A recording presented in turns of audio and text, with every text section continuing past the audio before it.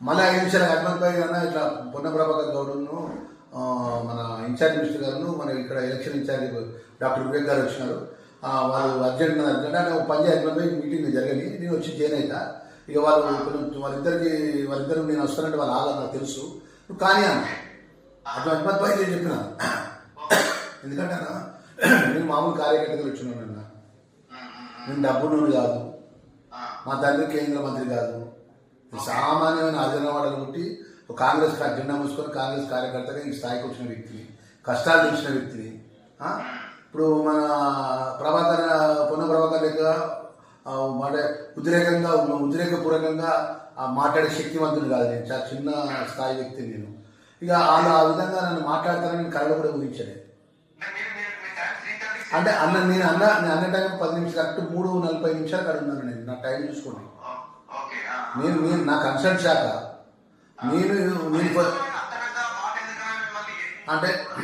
అంటే ఏం లేదన్నా, నేను వాళ్ళ సమకాలికంగా డాక్టర్ వివేక్ పక్కన కూర్చోవడం నాకు ఇష్టం ఏమిట్లేదన్నా. ఆయన మొదటి నుంచి మా వర్గాన్ని వ్యతిరేకిస్తాను కదన్నా. మా వర్గీకరణ కేటగిరీషన్ అనుకుంటే మనం వ్యతిరేకిస్తాడు. వీడు ఒక మాదిగో ఆ వర్గం మీద నా పక్కన సమకాలికంగా కూర్చుంటాడు. వీళ్ళు లెక్కెంత నేను లేచిపోతా అంటున్నాను.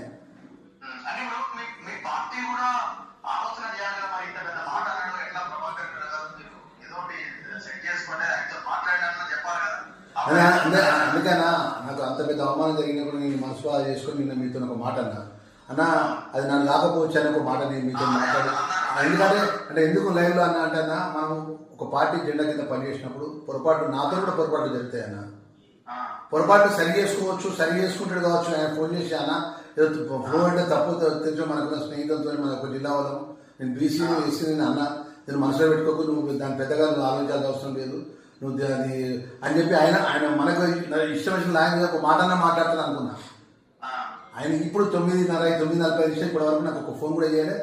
ఎవరు ఫోన్ చేసినా అంటున్నట్టు ఆయన అనలేదు అనుకున్నా. ఆయన అనలే. నేను ఇట్లా ఆయన నేను అంటే అన్న రఘు అని ఒకటే అన్నాను. నాకు బాధాకరమైన విషయం ఏంటంటే, మేము కాంగ్రెస్ జెండా కాంగ్రెస్ పార్టీని నమ్ముకొని విద్యార్థిగా ఆ స్థాయికి ఈ స్థాయికి వచ్చినామన్నా.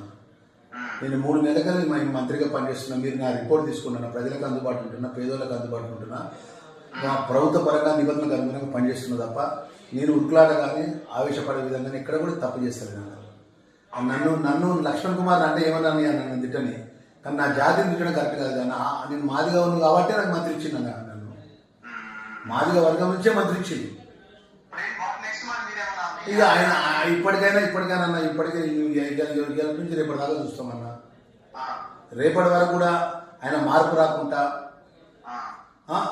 ఆయన నేను అనలేదు, నేను పలానా ఆయన పక్కన అన్నా అంటే రేపటి నుంచి జరిగిపోయే పరిణామాలకు ఆయనే బాధ్యత. నేను దీని విషయంలో కూడా మా మల్లికార్జున ఖార్గే గారికి నేను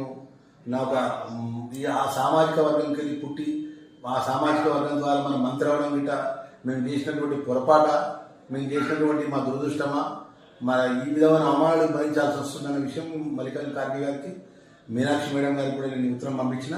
ఖార్గే గారికి కూడా తీసుకెళ్తా, రాహుల్ గాంధీ గారిని కలుస్తా, సోనియా గారిని కలుస్తా.